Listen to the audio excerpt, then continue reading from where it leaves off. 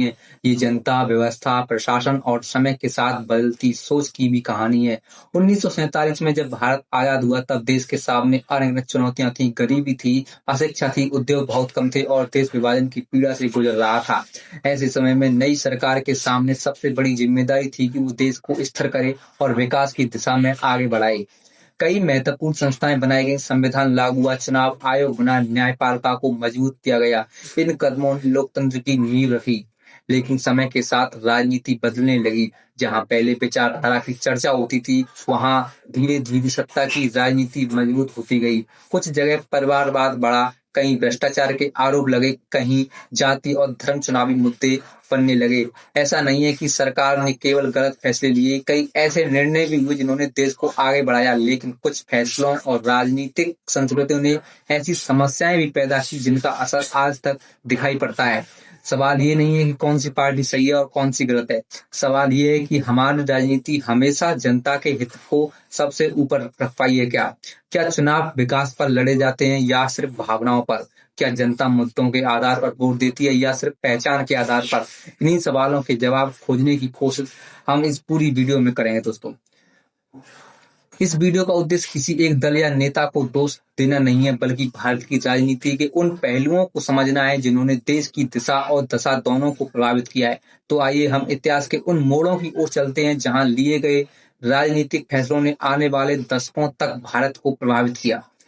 साथियों, आजादी के बाद देश के सामने सबसे बड़ी चुनौती थी एक ऐसे भारत का निर्माण करना जो आर्थिक रूप से मजबूत हो, वैज्ञानिक सोच को अपनाए और दुनिया के सामने आत्मनिर्भर बनकर खड़ा हो सके।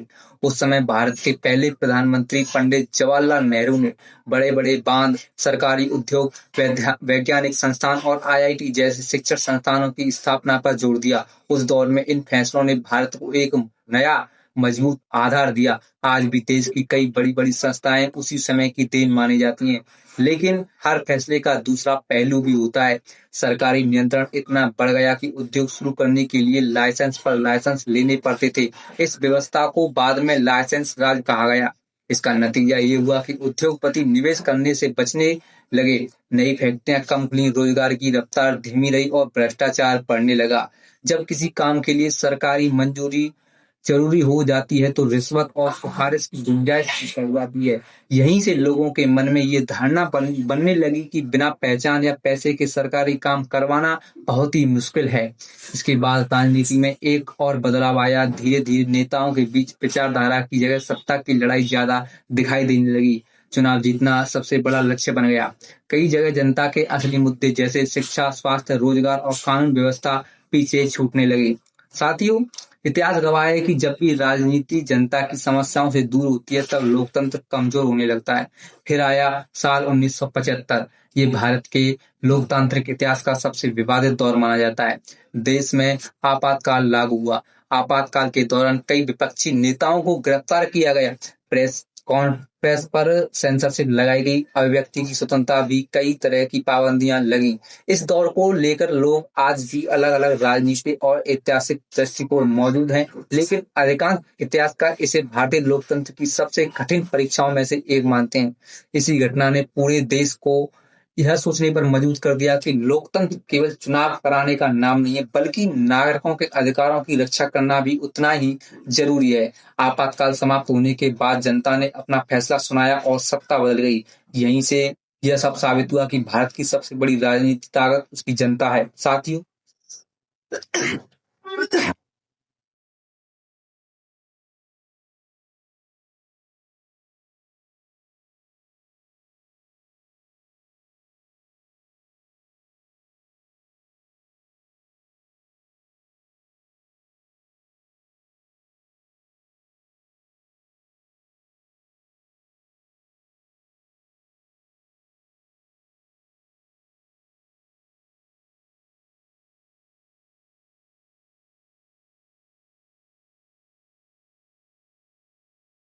साथियों, लोकतंत्र की खूबसूरती यही है कि अंतिम फैसला जनता के हाथ में होता है। लेकिन इसके बाद भी राजनीति की चुनौतियां खत्म नहीं हुई। आने वाले वर्षों में भ्रष्टाचार के कई बड़े आरोप सामने आए। अलग अलग सरकारों के समय अलग अलग घोटालों की चर्चा हुई। हाँ, सरकार ने अपने ऊपर लगे आरोपों को गलत बताया और विपक्ष के नेता ने सत्ता पर सवाल उठाए। इससे जनता का भरोसा धीरे धीरे कमजोर होने लगा। सबसे बड़ा नुकसान ये हुआ कि आम नागरिक का विश्वास स्वास्थ्य से व्यवस्था से डगमगाने लगा और जब जनता का भरोसा टूटने लगता है तब केवल सरकार नहीं, पूरा लोकतंत्र कमजोर पड़ने लगता है। लेकिन क्या सिर्फ नेताओं को दोष देना पर्याप्त है या फिर चुनाव के समय हमारा वोट, हमारी सोच और हमारे फैसले भी उतने ही जिम्मेदार हैं? इसी सवाल का जवाब हम अगले भाग में खोजेंगे, जहां बात होगी जातिवाद, धर्म की राजनीति, गठबंधन सरकारों और वोट बैंक की राजनीति की। साथियों, अगर आप भारत की राजनीति को ध्यान से देखेंगे तो एक बात आपको बार बार दिखाई देगी। चुनाव आते ही देश के सबसे बड़े मुद्दे बदलने लगते हैं। कुछ समय पहले तक जिन बातों पर चर्चा होती थी वो अचानक गायब हो जाती है। उनकी जगह नए नारे, नए वादे और नई बहसें शुरू हो जाती हैं। यही से शुरू होती है वोट बैंक की राजनीति। वोट बैंक की राजनीति का मतलब है ऐसी राजनीति जिसमें किसी खास समुदाय, जाति, धर्म, क्षेत्र या वर्ग को ध्यान में रखकर के चुनावी रणनीति बनाई जाए।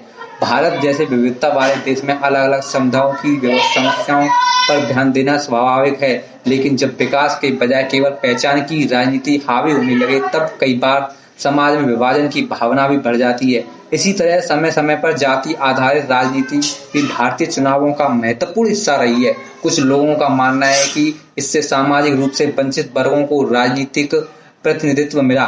दूसरी ओर कुछ लोगों का तर्क है कि इससे जातीय ध्रुवीकरण भी बढ़ा। इसी प्रकार धर्म से जुड़े मुद्दे भी कई चुनावों में प्रमुख रहे हैं।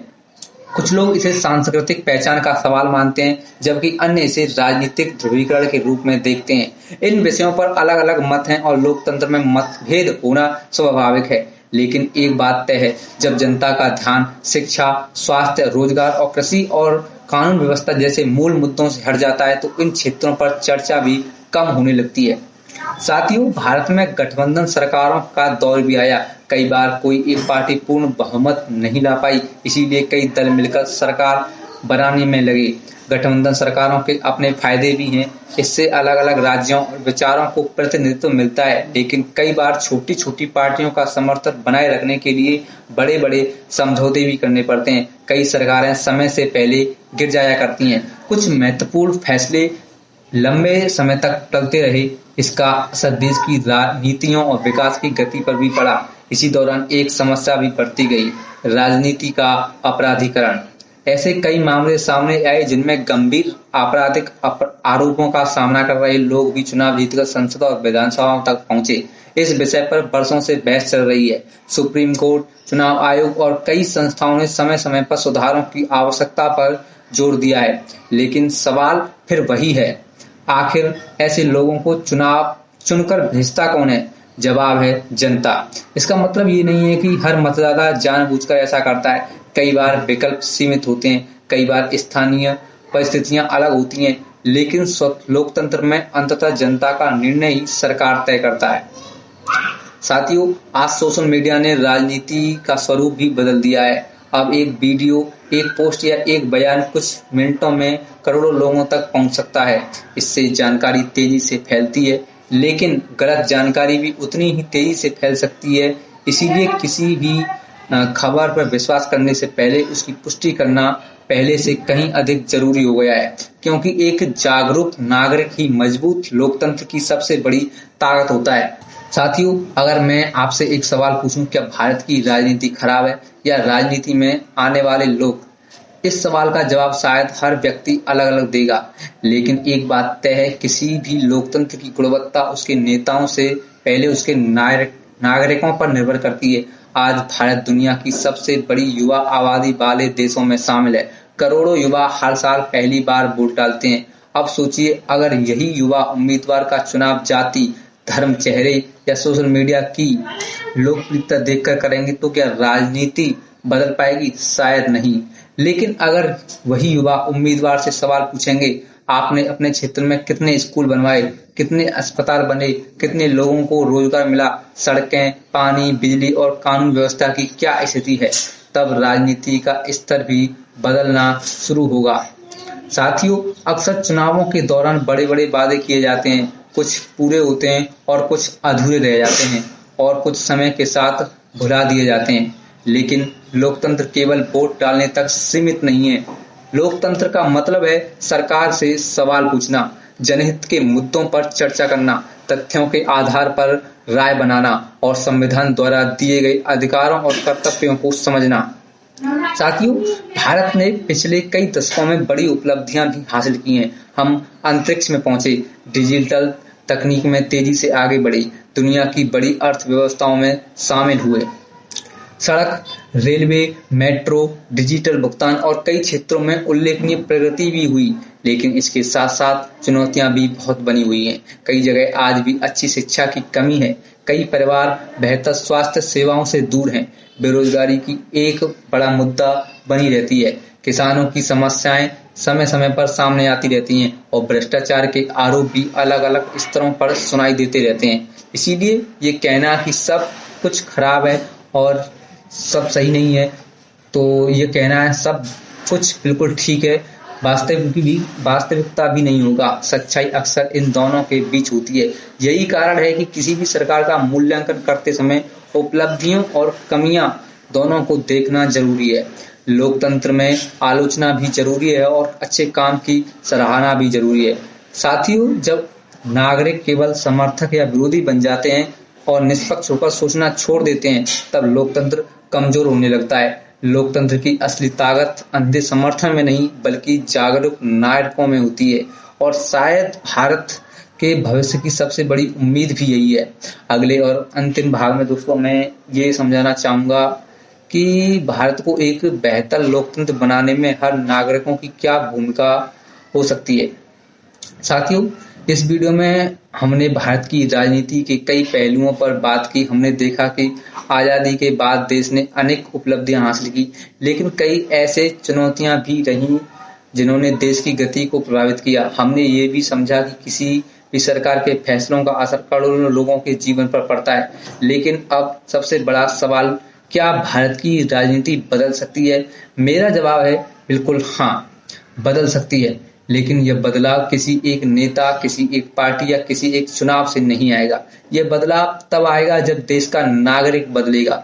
जब वोट डालते समय हम ये नहीं पूछेंगे कि उम्मीदवार किस जाति, किस धर्म का है, बल्कि ये पूछेंगे कि उसने अपने क्षेत्र के लिए क्या काम किया है।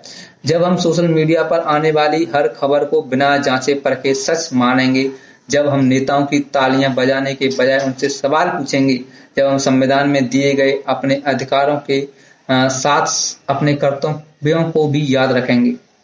साथियों, केवल नेताओं का नहीं है।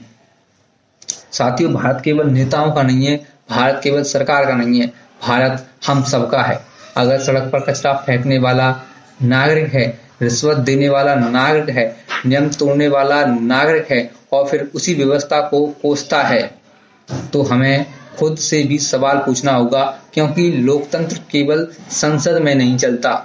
लोकतंत्र हर घर में, हर गली में, हर मतदान केंद्र पर, हर नागरिक के व्यवहार में दिखाई देता है। आज दुनिया भारत को एक उभरती हुई शक्ति के रूप में देख रही है। हमारी अर्थव्यवस्था बढ़ रही है, हम वैज्ञानिक, तकनीक, अंतरिक्ष, डिजिटल भुगतान और कई क्षेत्रों में आगे बढ़े हैं। लेकिन एक विकसित राष्ट्र बनने के लिए केवल आर्थिक विकास पर्याप्त नहीं है। हमें ईमानदार राजनीति, जवाबदेह प्रशासन, मजबूत संस्थाएं और सबसे बढ़कर जागरूक नागरिक चाहिए।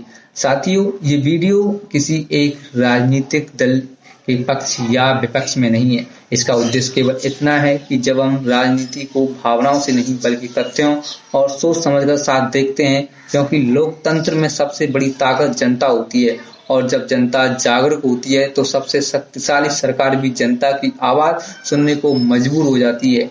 याद रखिए, देश केवल सरकार से नहीं बनता, देश उसके नागरिकों से बनता है। आम नागरिक जागरूक होंगे तो राजनीति भी बेहतर होगी। हम नागरिक सवाल पूछेंगे तो जवाबदेही भी बढ़ेगी। अगर नागरिक ईमानदारी को महत्व देंगे तो राजनीति में भी ईमानदारी लेकर आगे आएंगे। इसी उम्मीद के साथ मैं आपसे एक बात कहना चाहता हूं दोस्तों, आप अपने मत की ताकत को समझिए, तथ्यों को पढ़िए, हर खबर की पुष्टि कीजिए और किसी भी नेता को इतना बड़ा मत बनाइए कि वह कानून और संविधान से ऊपर दिखाई देने लगे, क्योंकि लोकतंत्र में सबसे ऊपर कोई व्यक्ति नहीं है, सबसे ऊपर भारत का संविधान और भारत की जनता होती है। जय हिंद, जय भारत।